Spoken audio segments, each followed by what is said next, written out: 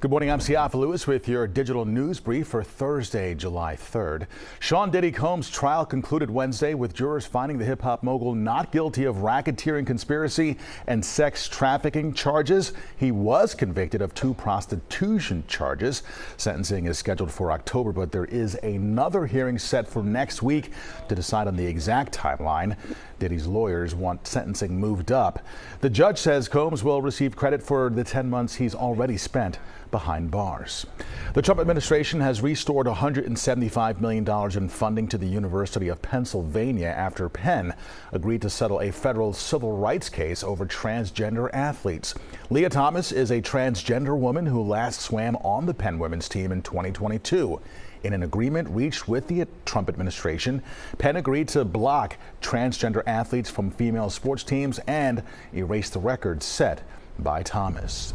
Good news for drivers this 4th of July weekend. The price of summer holiday gas hasn't been this cheap since 2021. According to Gas Buddy, prices at the pump are expected to average between $3.10 and $3.15 per gallon nationally for a gallon of regular.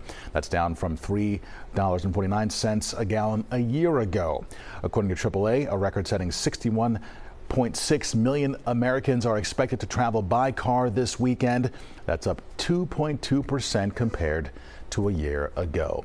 Now let's get a check of your forecast. Here's meteorologist Kate Bilo in the Hyundai Next Weather Sphere. Kate.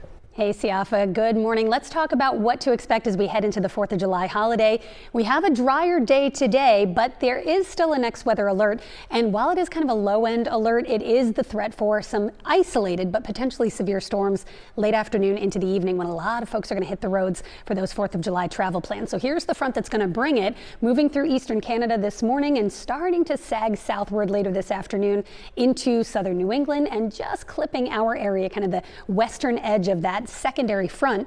It will eventually usher in some cooler, drier air for the holiday weekend, but it is going to touch off just a few spotty storms later this afternoon, which could turn briefly severe, damaging wind being the biggest threat.